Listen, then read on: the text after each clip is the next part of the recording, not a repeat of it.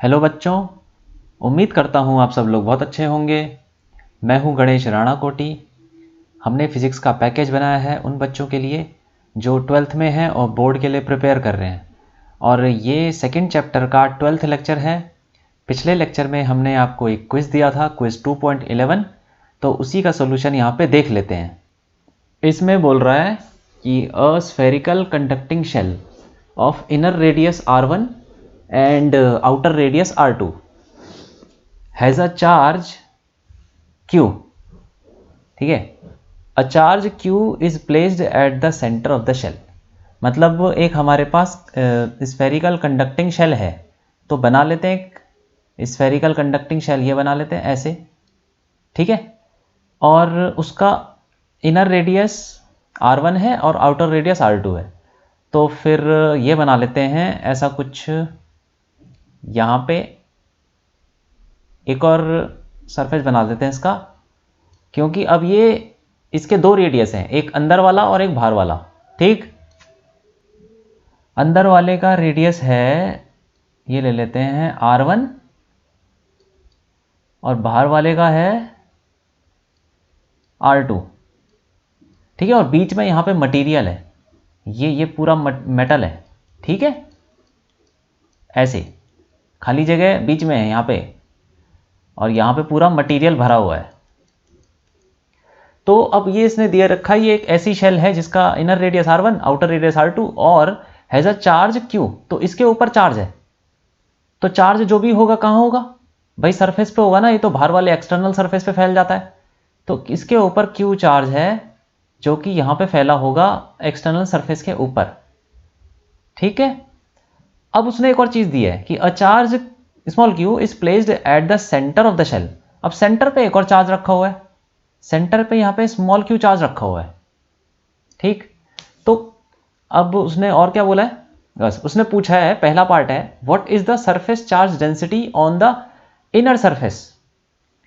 तो अंदर वाले सरफेस पे क्या चार्ज होगा, अगर होगा तो चार्ज डेंसिटी कितनी होगी वो बतानी है। क्या आपको क्या लगता है, बताओ क्या होगा इसके ऊपर चार्ज।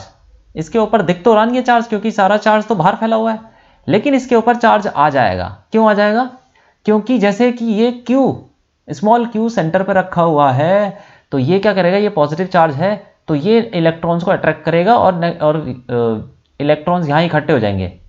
तो इसको मैं हटा देता हूँ, ठीक है। आप ये समझ लीजिए कि सिंप्लिसिटी के लिए हटा रहा हूँ, और बाकी ये समझ लीजिए यहाँ पे मटेरियल है, ठीक है। ये पूरा एक शेल है, तो क्या होगा, इस मटेरियल के, इस शेल के जो इलेक्ट्रॉन्स होंगे वो यहाँ आ जाएंगे, इस वाले सरफेस पे आ जाएंगे। यहाँ पे इंडक्शन पढ़ रखा है ना हमने, हम पढ़ चुके हैं कि अगर कोई चार्ज होता है किसी मेटल के पास रखा होता है, तो वो उसके इंडक्शन कर देता है, इलेक्ट्रॉन खींच लेता है, ठीक है। तो ये कितना चार्ज आ जाएगा, ये उतना ही चार्ज आ जाएगा जितना ये है स्मॉल q, ठीक। अब इतना ही चार्ज ये स्मॉल q यहाँ पे आ गया अंदर वाले सरफेस पे, और फिर ये जो माइनस चार्ज आया है सरफेस पे, इसका ऑपोजिट प्लस चार्ज यहां फैल जाएगा। वो कितना होगा, वो भी प्लस q होगा, वो भी स्मॉल q होगा, यहां पे आ जाएगा, इस वाले सरफेस पे फैल जाएगा, ठीक। तो ये हो गया। अब देखो, कहने का मतलब ये है कि शेल के ऊपर टोटल चार्ज कितना था, कैपिटल Q, और जब सेंटर पे स्मॉल q रखा हुआ है तो वो इंडक्शन करेगा, और माइनस स्मॉल q इस वाले सरफेस पे आ जाएगा, अंदर वाले सरफेस पे, और इसी का ऑपोजिट प्लस q यहां पे आ जाएगा बाहर वाले सरफेस पे, ठीक है ना। तो इस पे टोटल चार्ज कितना हो गया, टोटल चार्ज तो उतना ही है, कैपिटल Q अंदर वाले सरफेस पे माइनस स्मॉल q, बाहर वाले सरफेस पे capital Q plus small q। तो टोटल चार्ज अभी भी कैपिटल Q है, तो ना हमने इलेक्ट्रॉन निकाले ना डाले हैं, तो टोटल चार्ज तो कैपिटल Q ही रहेगा। तो अब देखो यहाँ पे इस वाले सरफेस पे चार्ज आ गया, तो चार्ज डेंसिटी भी तो कुछ होगी, जो चार्ज डेंसिटी निकाल लेते हैं। तो पहला पार्ट कर लेते हैं,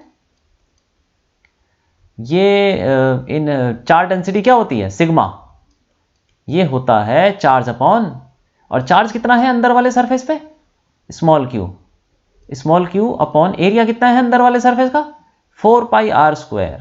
यही होता है ना, अंदर भी तो ये स्फेयर की तरह है, अंदर स्फेरिकल सरफेस का सरफेस एरिया कितना होता है 4πr²। तो आर कितना, रेडियस 1 r1²। तो ये हो गया हमारा, इतनी चार्ज डेंसिटी होगी, सिग्मा 1 ले लेते हैं, सिग्मा 1। ठीक है, पहला पार्ट ले लेते हैं इसका, ये पहला पार्ट है, इनर सरफेस पे charge density sigma 1 equal to small q upon 4πr1²। अब दूसरा पार्ट क्या बोल रहा है, आउटर शेल पे। आउटर शेल पे देखो कितना चार्ज है, आउटर शेल पे पहले से ही प्लस क्यू था और उसके बाद ये स्मॉल प्लस क्यू और आ जाएगा, क्योंकि अंदर वाले सरफेस पे माइनस स्मॉल क्यू आया है तो उसी का ऑपोजिट प्लस क्यू बाहर वाले सरफेस पे आ जाएगा, क्योंकि टोटल चार्ज तो कैपिटल क्यू ही रखना है। ठीक है, तो इसको ले लेते हैं सिग्मा 2। ये क्या हो जाएगा, बाहर वाले सरफेस पे चार्ज है Q प्लस क्यू अपॉन, ये हो जाएगा इसका एरिया कितना है बाहर वाले सरफेस का, 4πr2²। ठीक, तो ये हो गया हमारा, हमने निकाल दी चार्ज डेंसिटी दोनों सरफेस पे, अंदर वाला और बाहर वाले पे। ठीक है, अब बी पार्ट देख लेते हैं। Write the expression for the electric field at a point, ये क्या है, x greater than r2 from the centre of the shell. मतलब हमें एक पॉइंट लेना है x, मतलब एक पॉइंट लेना, मान लो P ले लिया, जो कि सेंटर से कितना दूर है, x दूर है, और x r2 से बड़ा है, मतलब ये बाहर है पॉइंट। x अगर r2 से बड़ा हो जाएगा तो P पॉइंट अपने आप ही बाहर हो जाएगा ना, तो हमको बताना P पॉइंट पे इलेक्ट्रिक फील्ड कितनी है। ठीक है, तो B पार्ट कर लेते हैं। अब देखो कैसे निकालेंगे इलेक्ट्रिक फील्ड, कैसे निकालें, तो इसको हम ले लेते हैं एक गॉसियन सरफेस ले लेते हैं जो कि यहां से पास कर रहा है। इसको पहले थोड़ा यहां बना लेते हैं पास में, मान लेते हैं P पॉइंट यहां पर है, ये x डिस्टेंस की दूरी पे है और ये P हो गया। अब यहां से हम एक गॉसियन सरफेस लेते हैं, दूसरे कलर से बना लेते हैं। लो, अब हम यहां पे गॉस लॉ लगाएंगे। एक ये सरफेस ले लेते हैं, एज्यूम कर लेते हैं।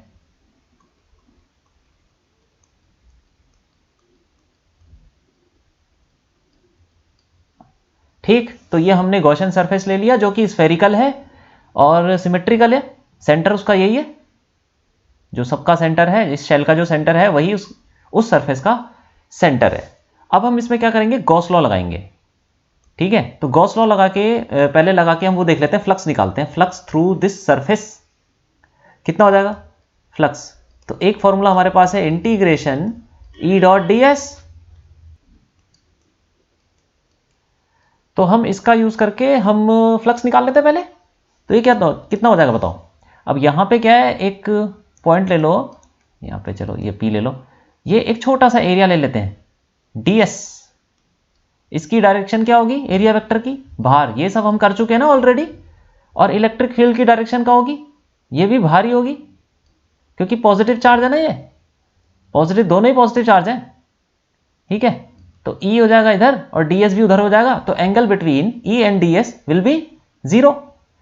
तो ऐसे लिख लेंगे E ds cos 0, तो ये तो cos 0 1 हो गया, और इंटीग्रेशन E हमको पता है, हम ये बोल सकते हैं कि इलेक्ट्रिक फील्ड की value over this surface will be constant, मतलब हर पॉइंट पे इलेक्ट्रिक फील्ड की वैल्यू कांस्टेंट होगी। क्यों होगी, क्योंकि ये सिमेट्रिकल है।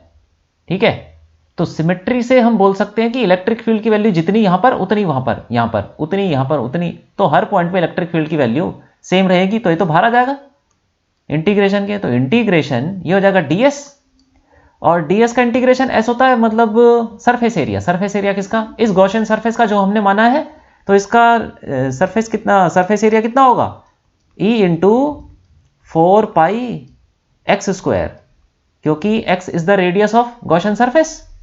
ये हो गया। अब हम फ्लक्स देते हैं दूसरे फॉर्मूले से, वो क्या होता है, Q नेट इन, मतलब जो टोटल चार्ज है inside the Gaussian surface upon epsilon not. ठीक, तो अब इसको, ये कितना टोटल चार्ज है, एक कैपिटल क्यू है और स्मॉल क्यू है, यही तो है, और तो कुछ है नहीं। ये तो इंडक्शन है ना, इंडक्शन से जो चार्ज आता है, जितना माइनस आया उतना ही प्लस आया, वो तो चलो प्लस और माइनस करके कैंसिल हो गया। सारे चार्जेस को टोटल करोगे तो कितना आ जाएगा, Q plus capital Q plus small q upon epsilon not. ठीक, तो अब ये कितना आ जाएगा, इसको हम दोनों फ्लक्स को बराबर कर देते हैं, तो इसको लिख देंगे यहाँ पे E इंटू 4π(x²). ठीक, और ये 4π(x²) नीचे चला जाएगा, तो E की वैल्यू क्या आ जाएगी,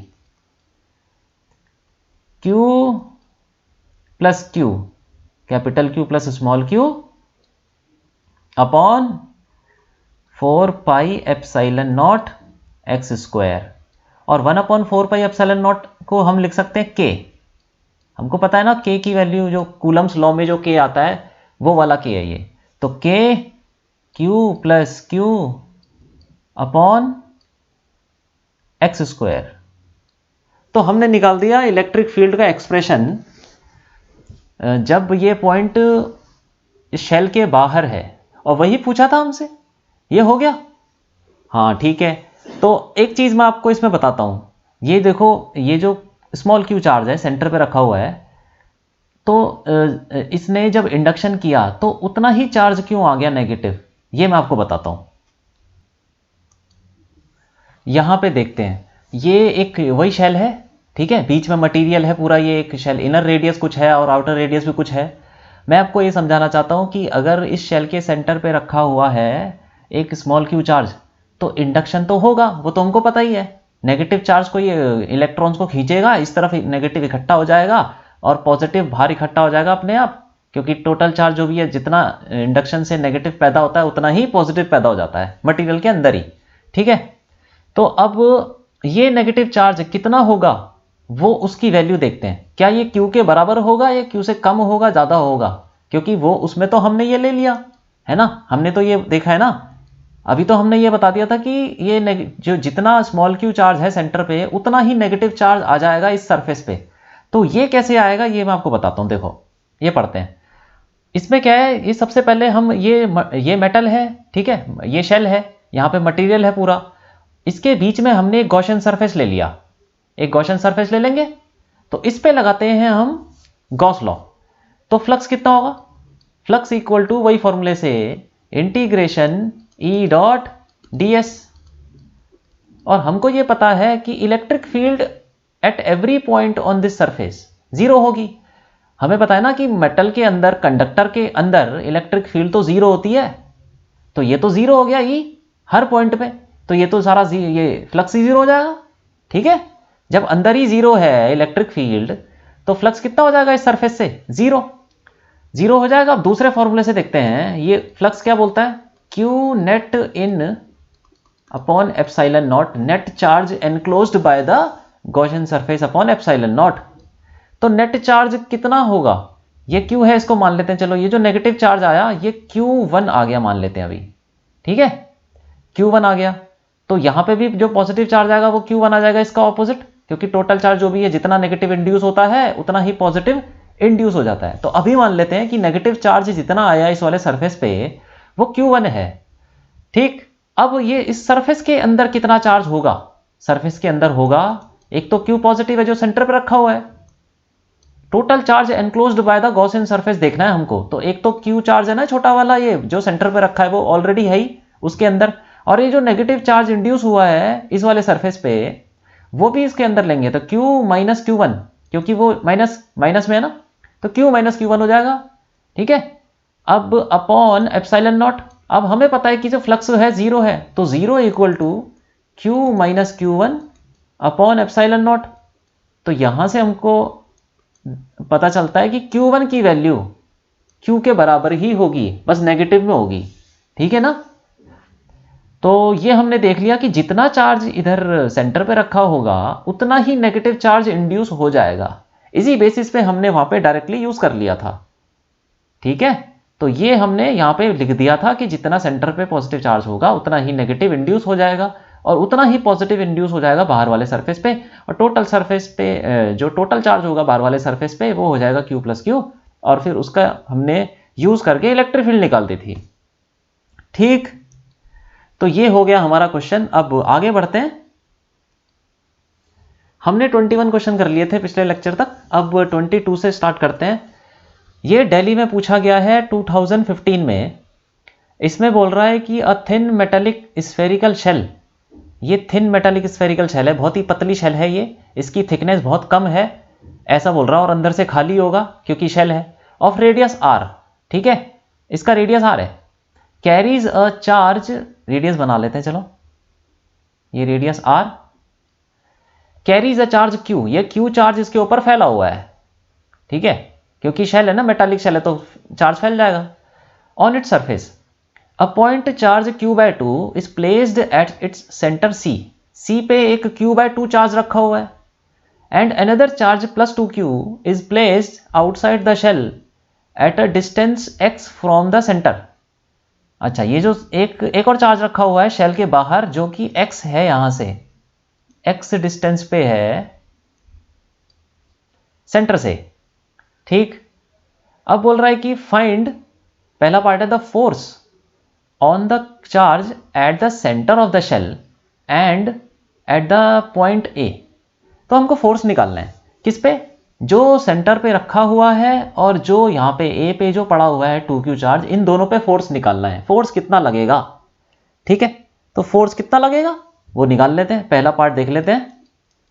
तो पहले अंदर वाले पे देखते हैं फोर्स कितना लगेगा। अब देखो अंदर वाले पे, अंदर इलेक्ट्रिक फील्ड कितनी है, अंदर इलेक्ट्रिक फील्ड कुछ है, अंदर इलेक्ट्रिक फील्ड इस क्यू चार्ज की वजह से कितनी होगी, हम ये पढ़ चुके हैं कि अगर शेल के ऊपर कोई चार्ज फैला होता है, कंडक्टिंग शेल के ऊपर, शेल मेटालिक शेल हो चाहे दूसरी शेल हो, अगर यूनिफॉर्मली चार्ज फैला हुआ है और ये मेटालिक है तो इसमें चार्ज तो यूनिफॉर्मली फैला होगा, बराबर बराबर फैला होगा हर जगह। तो जो भी है, इस क्यू चार्ज की वजह से अंदर इलेक्ट्रिक फील्ड कितनी होगी, 0 होगी ना, ठीक है, और इसकी वजह से भी 0 होगी इसके अंदर। देखो कैसे 0 होगी, हम देख लेते हैं। यहाँ पे एक शेल ले लेते हैं, ठीक है, ये तो हम पढ़ चुके हैं कि अगर इसके ऊपर कोई चार्ज फैला हुआ है, ये शेल है, इसके ऊपर कोई चार्ज फैला हुआ है तो अंदर इलेक्ट्रिक फील्ड 0 होती है, ठीक है, ये तो हम पढ़ चुके हैं, अंदर इलेक्ट्रिक फील्ड 0 होती है, ये तो हमें पता है एक रिजल्ट। लेकिन अगर कोई शेल है हमारे पास, एक शेल है मान लेते हैं, और जिसके बाहर चार्ज रखा हुआ है, कोई क्यू चार्ज रखा हुआ है, तो अब इसके अंदर इलेक्ट्रिक फील्ड कितनी होगी, अभी भी इसके अंदर इलेक्ट्रिक फील्ड 0 ही होगी। क्यों होगी, क्योंकि ये इंडक्शन करेगा, ये नेगेटिव आ जाएगा इधर और यहां पॉजिटिव आ जाएगा, ठीक है। तो अब यहां से जो इलेक्ट्रिक फील्ड निकलेगी वो ऐसे ऐसे जाएगी, ऐसे ऐसे परपेंडिकुलर,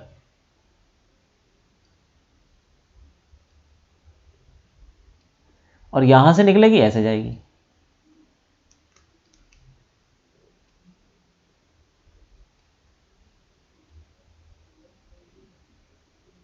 ये तो अब हम ऑलरेडी ये देख चुके हैं ना कि वो, चलो आपको स्लाइड दिखाता हूं।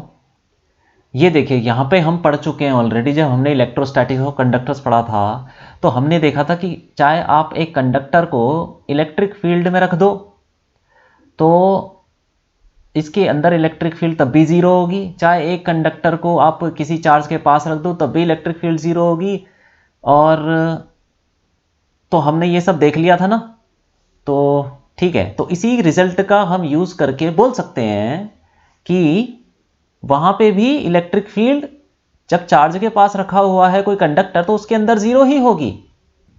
तो देख लेते हैं वहां पे, अब वही रिजल्ट अब हम यहां पे लगा देंगे। तो इसको पूरा बना लेते हैं, इलेक्ट्रिक फील्ड बना लिए तो एरो भी दिखा देते हैं, ठीक है। तो वही रिजल्ट हम यहां पे लगाएंगे। अब देखो ये शेल है, शेल के ऊपर क्यू चार्ज फैला हुआ है, तो इस क्यू चार्ज की वजह से जो फैला हुआ है वो तो अंदर तो 0 होगी, ये तो हम पढ़ चुके हैं, इसका तो डेरिवेशन ही कर चुके हैं हम फर्स्ट चैप्टर में कि शेल के ऊपर जो भी चार्ज फैला होता है उसकी वजह से अंदर इलेक्ट्रिक फील्ड 0 होती है, तो इस क्यू चार्ज की वजह से अंदर इलेक्ट्रिक फील्ड 0 होगी। अब ये जो 2q चार्ज पड़ा हुआ है बाहर, इसकी वजह से भी अंदर इलेक्ट्रिक फील्ड जीरो होगी, ये हमने देख लिया था अभी, जैसे मैंने आपको दिखाया था उस स्लाइड में। ठीक है, तो बाहर जो चार्ज पड़ा हुआ है उसकी वजह से भी अंदर इलेक्ट्रिक फील्ड जीरो होगी। तो इस q/2 के ऊपर कौन फोर्स लगाएगा? भाई देखो, एक चार्ज है, मान लो ये q, ठीक है, इसकी इलेक्ट्रिक फील्ड है, इसकी इलेक्ट्रिक फील्ड ऐसी होगी ना, ऐसी होगी। इसके ऊपर फोर्स कौन लगाएगा? क्या यही इलेक्ट्रिक फील्ड फोर्स लगाएगी? नहीं, ये हम पढ़ चुके हैं कि जो फोर्स लगता है किसी चार्ज के ऊपर वो होता है Q इंटू ई। ई क्या होता है? E is the electric field इस चार्ज के अलावा जो इलेक्ट्रिक फील्ड है। मतलब ये जो Q चार्ज रखा हुआ है ना, इसकी इलेक्ट्रिक फील्ड ये रही, लेकिन ये इलेक्ट्रिक फील्ड ये खुद कोई चार्ज अपनी इलेक्ट्रिक फील्ड से खुद पे फोर्स नहीं लगाता कभी। ठीक है, ये हम ऑलरेडी पढ़ चुके हैं। तो इसीलिए जो भी फोर्स लगाएगा कोई दूसरी इलेक्ट्रिक फील्ड फोर्स लगाएगी। ठीक है, अब देखो यहां पे इस शेल के अंदर जो भी इलेक्ट्रिक फील्ड है, यहां पे जो भी इलेक्ट्रिक फील्ड है, ये निकलेगी यहां से, ऐसे जाएगी, ये ऐसे जाएगी, ऐसे ऐसे निकलेगी ना, यहां से इलेक्ट्रिक फील्ड तो निकलेगी। लेकिन वो जो इलेक्ट्रिक फील्ड है वो इस चार्ज की वजह से ही है, ये Q/2 की वजह से ही इलेक्ट्रिक फील्ड है। लेकिन जो फोर्स लगता है किसी चार्ज पे Q इंटू ई, वो जो E होता है वो Q की वजह से नहीं होता, वो किसी दूसरी की वजह से होता है। मतलब आप ये समझिए कि जब हम QE फॉर्मूला लगाते हैं तो जिस चार्ज पे फोर्स निकालते हैं, इलेक्ट्रिक फील्ड कौन सी लेते हैं? उस चार्ज को छोड़ के दूसरों की वजह से। ठीक है, तो यहां पे दूसरों की वजह से Q/2 की अपनी फील्ड है, वो तो फोर्स लगाएगी नहीं अपने आप पे। कौन लगाएगा? एक या तो Q चार्ज, ये कैपिटल Q चार्ज की फील्ड लगाएगी, या फिर ये 2Q चार्ज की फील्ड लगाएगी। अब हमने ये देख लिया कि Q चार्ज की वजह से इलेक्ट्रिक फील्ड अंदर तो कुछ होगी नहीं, और 2Q चार्ज की वजह से भी इलेक्ट्रिक फील्ड सेंटर यहां पे कुछ नहीं होगी, ये भी हम देख चुके हैं। तो इन दोनों की वजह से, Q और 2Q की वजह से अंदर इलेक्ट्रिक फील्ड जीरो होगी। तो इसीलिए जो इस पे चार्ज लगे, इस पे जो फोर्स लगेगा Q/2 पे, वो जीरो होगा। ठीक है, ऐसे लिख लेते हैं, electric field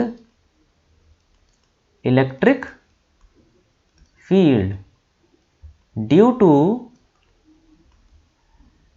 Q and 2Q inside the shell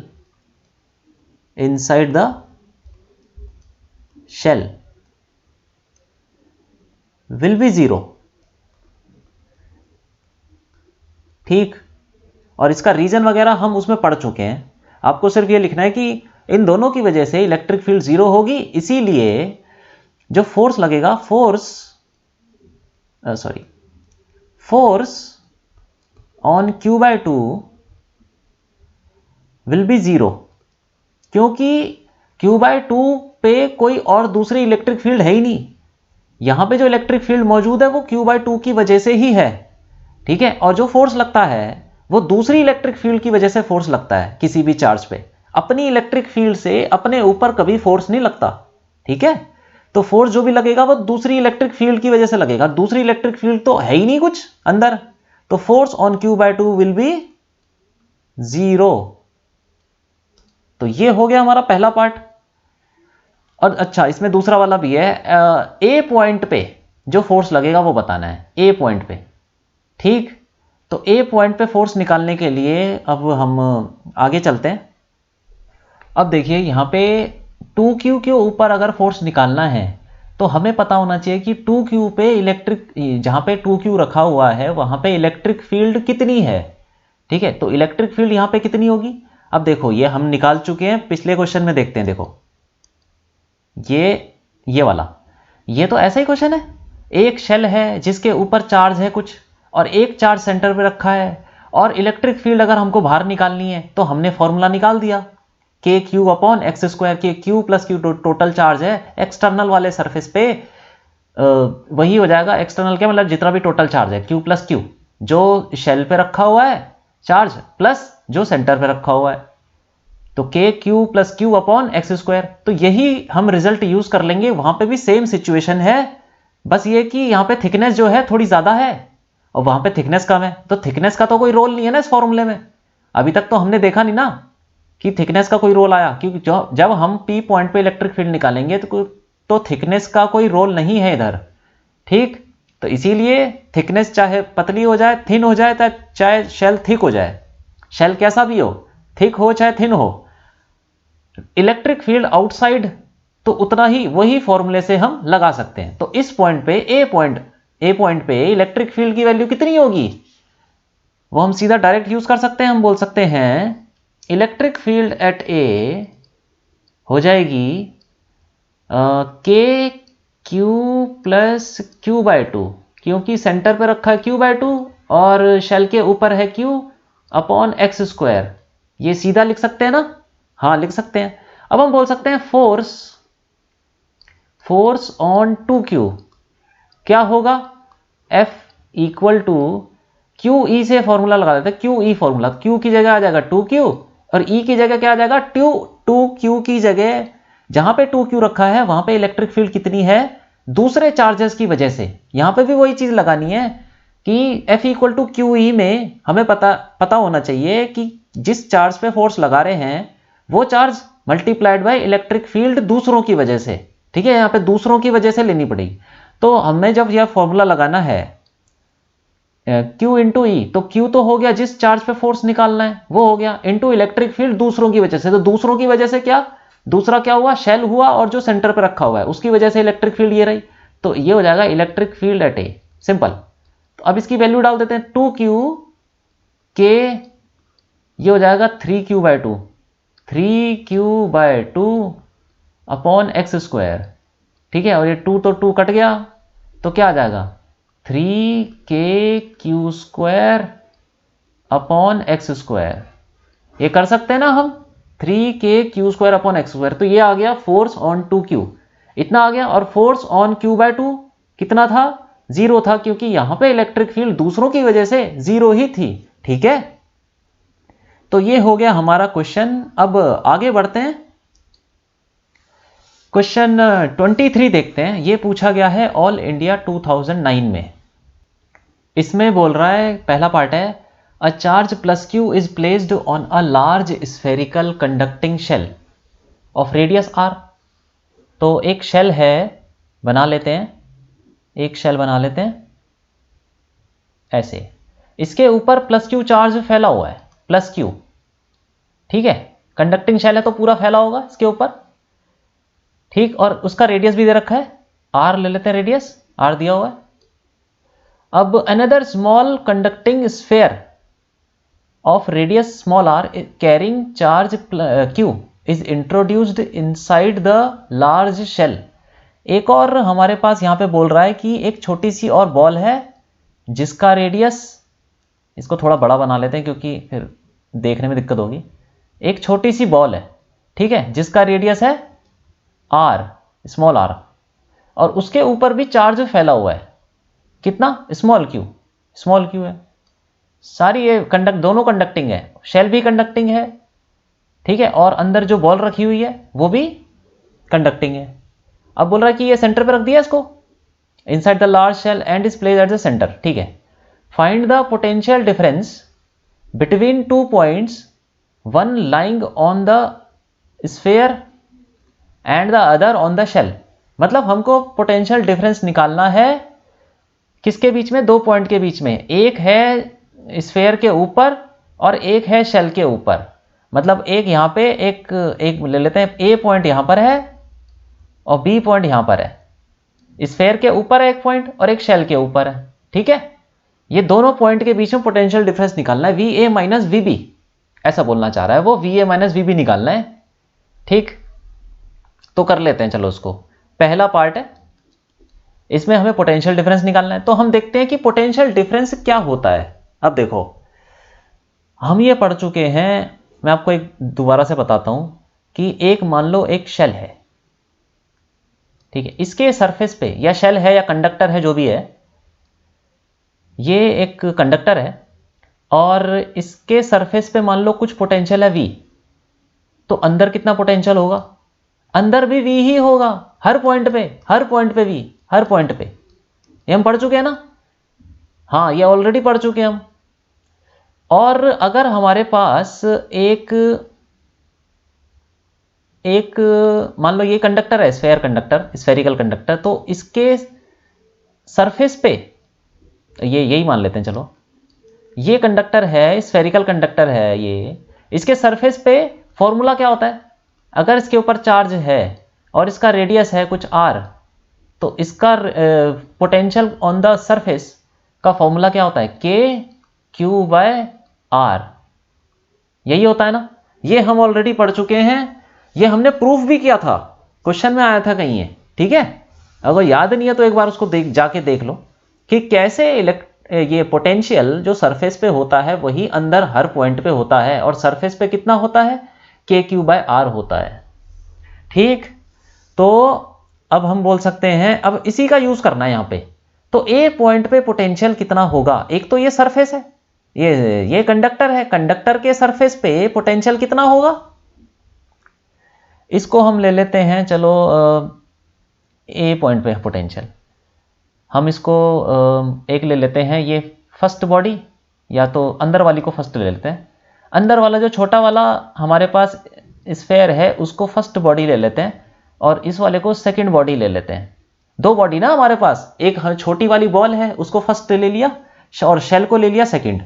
तो potential of point A, potential at point ए क्या होगा? पोटेंशियल एट ए होगा दोनों की वजह से, दोनों कौन? एक तो ये first body, potential due to 1 plus potential due to 2, दोनों की वजह से ए पॉइंट पे कुछ ना कुछ पोटेंशियल होगा, ठीक है। अब पहली बॉडी की वजह से कितना होगा? पहली बॉडी के तो सरफेस पे ही पोटेंशियल है, सरफेस पे वो पॉइंट है, तो पहली बॉडी के सरफेस पे पोटेंशियल क्या होगा? पहली बॉडी की वजह से हम निकाल क्या रहे हैं? हम निकाल रहे हैं VA। VA क्या है? Potential on the surface of the small sphere. तो ए पॉइंट पे पोटेंशियल दोनों की वजह से होगा। किन दोनों की वजह से? एक तो ये छोटी बॉल, ठीक है, स्फेयर, और ये एक बड़ा वाला शेल। तो छोटी बॉल की वजह से ए पॉइंट पे पोटेंशियल हमने V1 ले लिया, और बड़ी वाले शेल की वजह से ए पॉइंट पे पोटेंशियल हमने ले लिया V2, ठीक है। तो अब V1 कितना होगा? छोटी वाली बॉल की वजह से ए पॉइंट पे पोटेंशियल V1 कितना होगा बताओ?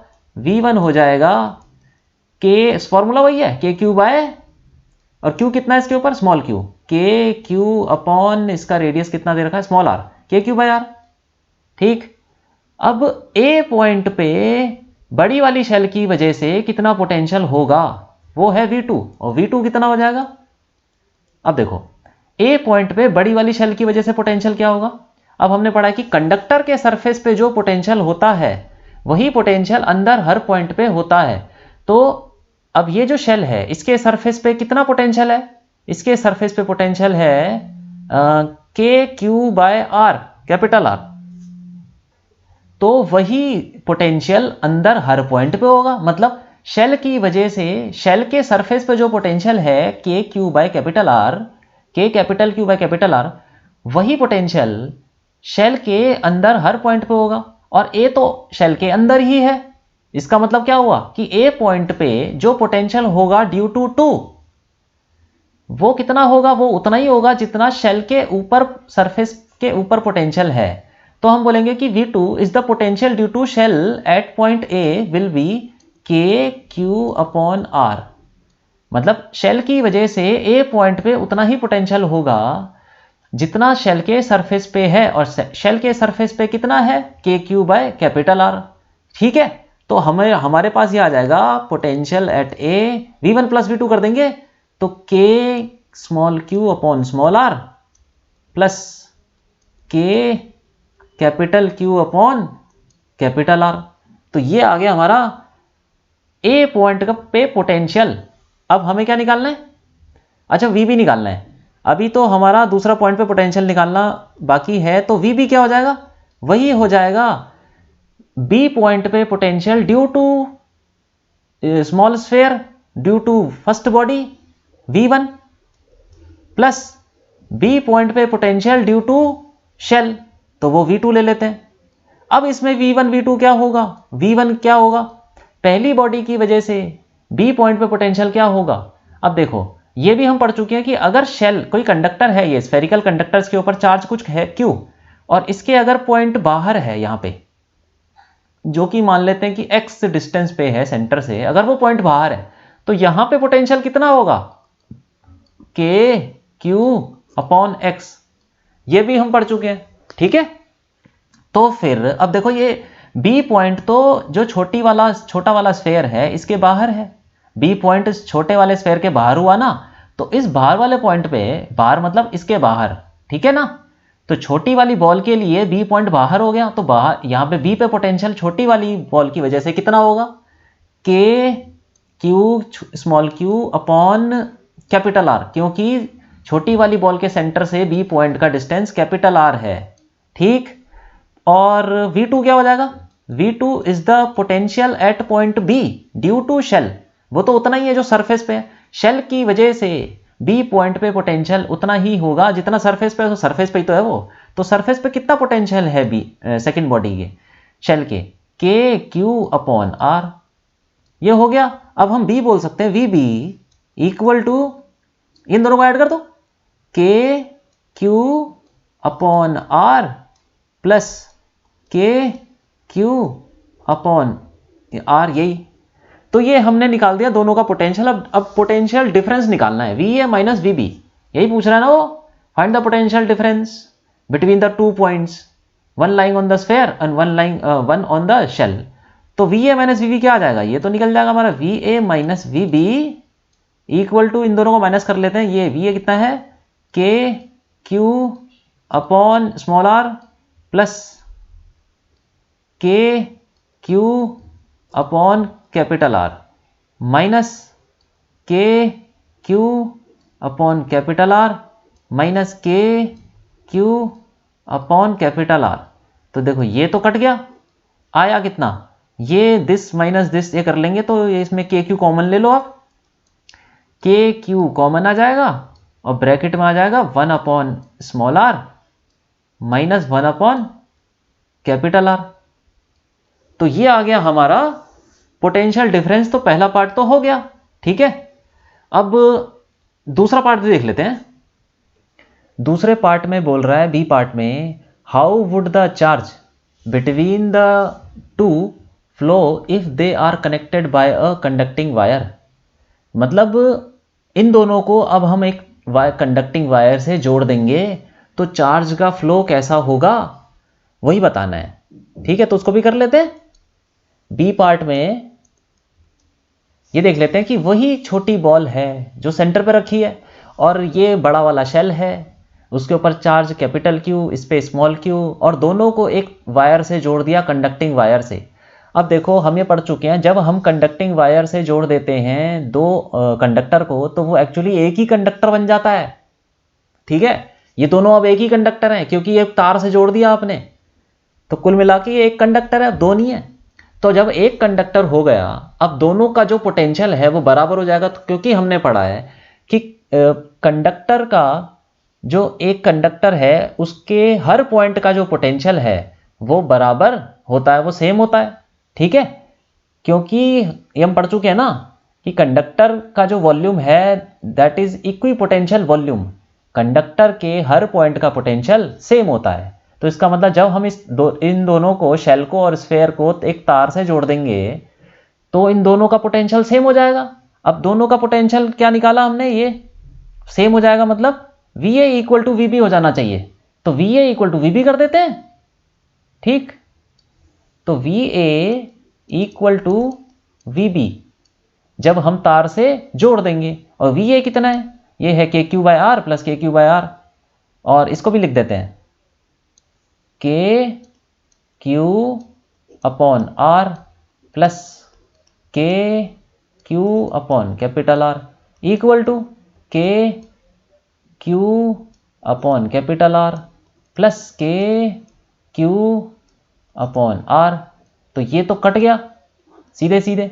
अब क्या करेंगे, इसको उधर ले आएंगे उठा के, क्या हो जाएगा, इसको ले आते हैं KQ upon R minus KQ upon capital R equal to 0। अब ये कॉमन ले लो, कितना आएगा कॉमन, KQ तो कॉमन आ जाएगा और ये आ जाएगा 1 upon R -1/R equal to 0। ये 0 ही होगा।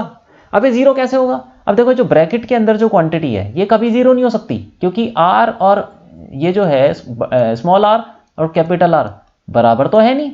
तो बराबर है नहीं तो ये ब्रैकेट के अंदर जो क्वांटिटी है ये कभी 0 नहीं हो सकती। और K हमें पता है K तो कभी 0 नहीं है, तो ये तो कांस्टेंट है, तो Q को ही 0 होना पड़ेगा। तो Q will be 0। Q will be 0 का मतलब क्या हुआ कि अंदर वाले स्फेयर पे कोई भी चार्ज नहीं होगा। Q 0 का मतलब ये नहीं हो जाएगा Q की वैल्यू 0 हो जाएगी। इसका मतलब ये हुआ कि Q इस अंदर वाले स्फेयर के ऊपर कोई भी चार्ज नहीं रहेगा तार को जोड़ने के बाद। तो ये कहाँ चला जाएगा? ये बाहर चला जाएगा, ठीक है ना, ये बाहर चला जाएगा, क्योंकि total charge on the system तो उतना ही रहेगा Q प्लस Q। तो जब अंदर नहीं रहेगा ये छोटा वाला चार्ज, तो कहाँ जाएगा? तार से होते हुए बाहर चला जाएगा, ठीक। Q विल बी 0, हेंस ऐसे बोल सकते हैं स्फेयर और स्मॉल स्फेयर, ऐसे लिख लो, इसको लिख लेते हैं, हेंस स्मॉल q फ्रॉम, ऐसे लिख लो, small q flows from sphere to the shell,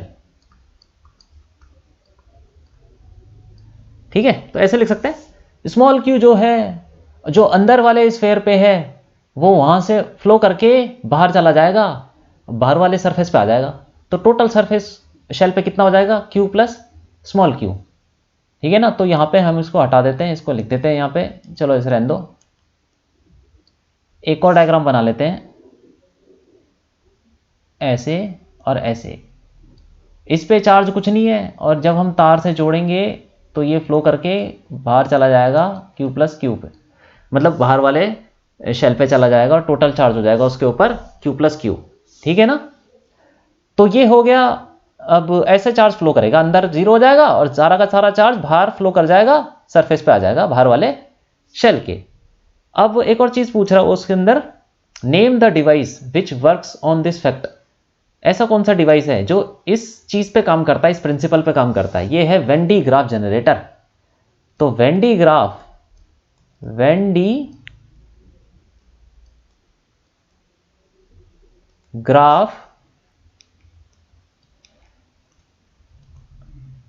generator works on this principle. तो वेन डी ग्राफ तो हम पढ़ चुके हैं ना, उसमें ऐसा ही तो होता है कि अंदर वाले स्फेयर पे अंदर जो भी चार्ज हम देते हैं वो सारा बाहर चला जाता है। तो वही प्रिंसिपल पे, उसी प्रिंसिपल पे ये वेन डी ग्राफ जनरेटर काम करता है। तो ये हो गया हमारा क्वेश्चन। अब आगे बढ़ते हैं, 24th क्वेश्चन देखते हैं। ये ऑल इंडिया 2014 में पूछा गया है। इसमें बोल रहा है consider two hollow concentric spheres S1 S2। S1 और S2 टू स्फेयर्स ले लिए इसने, दोनों का सेंटर सेम है, कॉन्सेंट्रिक है। एनक्लोजिंग चार्जेस 2Q, 2Q जो चार्ज है वो S1 के अंदर है और and 4Q respectively shown in figure. तो 2Q S1 के अंदर पड़ा हुआ है और 4Q S1 और S2 के बीच में पड़ा हुआ है, ठीक है। तो पहला पार्ट इसमें बोलता है find out the ratio of the electric flux through them. तो कुछ नहीं है, इलेक्ट्रिक फ्लक्स का रेशियो हमको बताना है। देखो वैसे तो ये कुछ क्वेश्चन इसमें हमने डाले हैं सेकंड चैप्टर में, जो कि फर्स्ट चैप्टर के कॉन्सेप्ट पे बेस्ड है, लेकिन कुछ चीज़ें ऐसी थी कि उसमें आप कर नहीं पाते जब तक आप सेकंड चैप्टर को पढ़ोगे नहीं। इसीलिए मैंने फर्स्ट चैप्टर के कुछ क्वेश्चन को इसमें डाल दिया, इसीलिए थोड़ा आपको कहीं कहीं पे फ्लक्स दिख रहा है, इलेक्ट्रिक फ्लक्स दिख रहा है ना। तो क्योंकि सेकंड चैप्टर की चीज़ें भी उसमें आ रही थी, इसीलिए मैंने उसको सेकंड चैप्टर में डाल दिया है। ये वैसे फर्स्ट चैप्टर के, ठीक है। तो देखो फ्लक्स निकाल लेते हैं। S1 और S2 से कितना फ्लक्स पास करेगा, तो ये तो सिंपल है, पहला पार्ट कर लेते हैं। तो S1 से ले लेते हैं φ1, फ्लक्स कितना होता है, गॉस लॉ लगा लेते हैं। नेट चार्ज एनक्लोज्ड कितना है, net charge enclosed in the S1 के अंदर कितना है टोटल चार्ज 2q, तो 2q अपॉन एप्सिलॉन नॉट। ये हो गया, पहले चार्ज से फ्लक्स इतना ही निकलेगा, गॉस लॉ लगा दिया हमने। दूसरे चार्ज से ले लेते हैं phi2 और इसका फॉर्मूला वही है। S2 के अंदर टोटल चार्ज कितना है, S2 के अंदर या भी 4q plus 2q 6q, 6q होगा total, 4q plus 2q upon epsilon not. ये हो गया 6q अपॉन एप्सिलॉन नॉट। अब इसका हमने रेशियो निकालना है, phi1 अपॉन phi2, यही बताना है। क्या हो जाएगा, ये हो जाएगा 2q upon epsilon not upon 6q, epsilon not फिर ऊपर चला जाएगा, ये सब कट जाएगा, कट गया, क्या आया 2 से ये कट गया तो 3 आ जाएगा, तो 1/3 आ जाएगा रेशियो। ठीक, अच्छा, और ये भी बोल रखा उसने, अच्छा अभी तो पूछा नहीं है, पहला पार्ट हो गया। दूसरा पार्ट देखो, दूसरा पार्ट भी कर लेते हैं। How will the electric flux through the sphere S1 change if a medium of dielectric constant K is introduced in the space inside S1 in place of air. तो बोल रहा है कि पहले तो हवा थी इनके बीच में, यहां पे भी हवा थी और यहां भी S1 के अंदर भी हवा थी और S1 और S2 के बीच में भी हवा थी। अब ये बोल रहा है कि हमने क्या किया, S1 के अंदर हवा को हटा के एक मीडियम भर दिया जिसका डाइलेक्ट्रिक कांस्टेंट कितना है, K है। तो फिर S1 से कितना फ्लक्स पास करेगा, तो देखो S1 से कितना फ्लक्स पास करेगा, यहां पे मैं आपको एक चीज बताता हूं, गॉस लॉ जो हम पढ़ते हैं ना, गॉस लॉ, ये वाला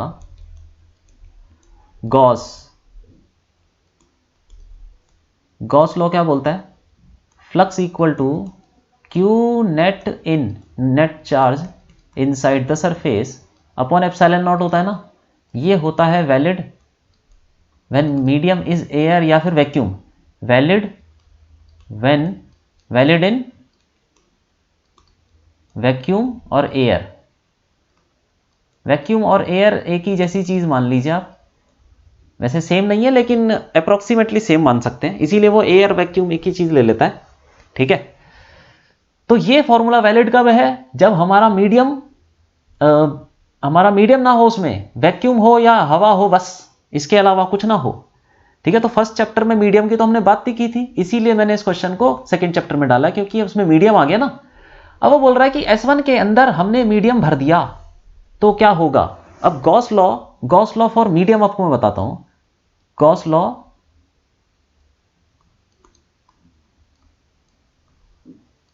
गॉस लॉ इन मीडियम,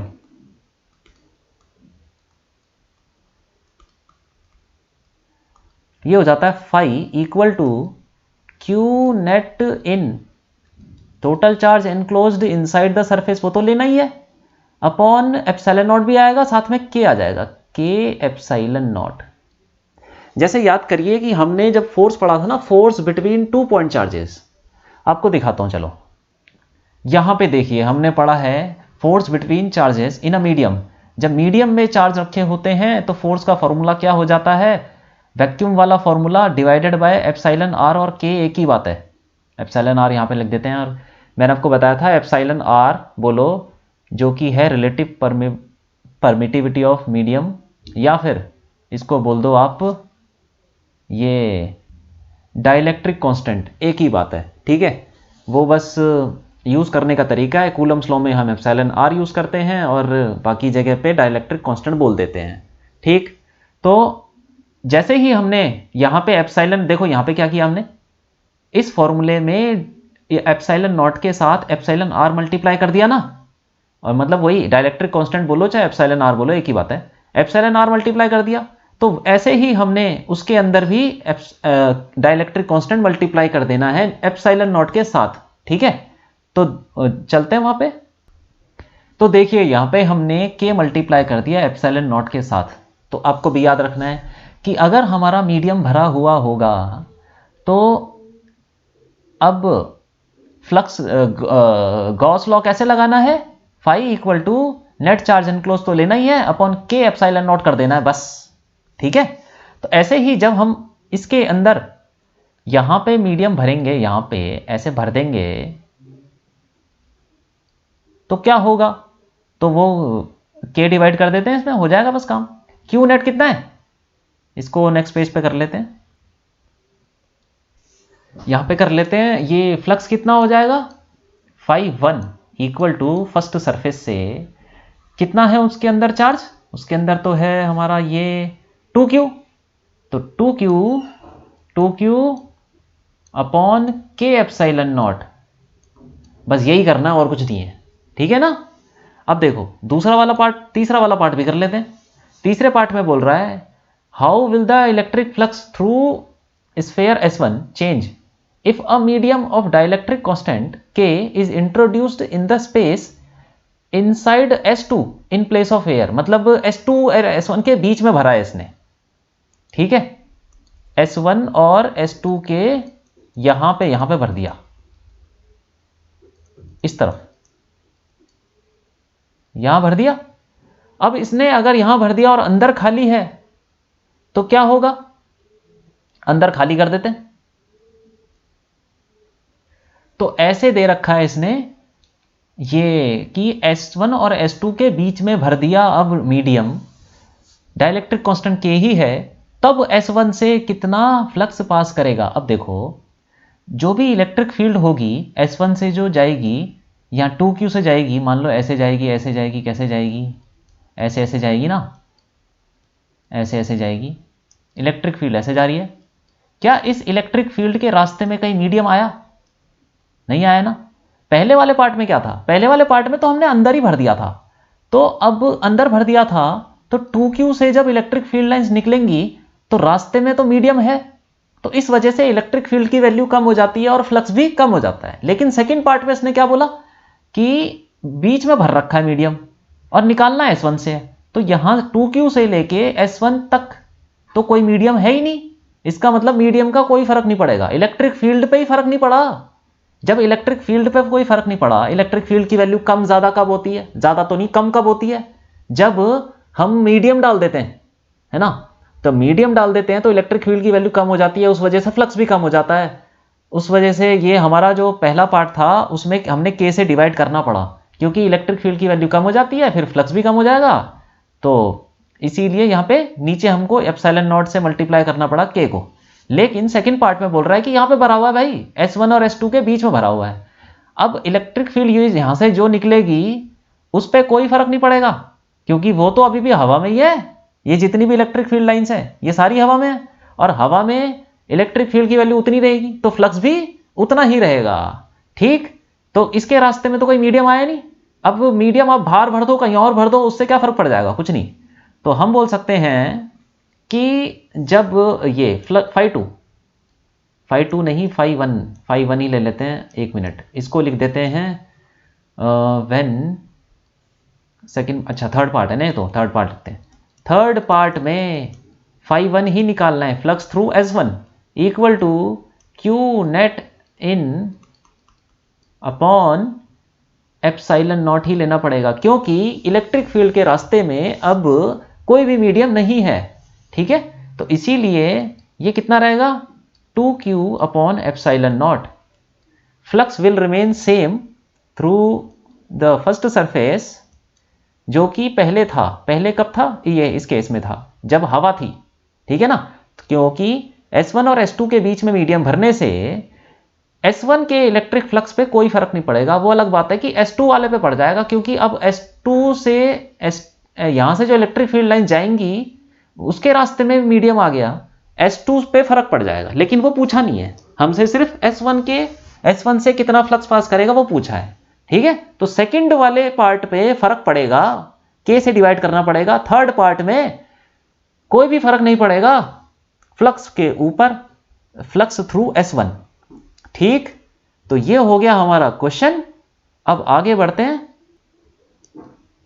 25 देखते हैं। ये 2006 कंपार्टमेंट दिल्ली में पूछा गया है।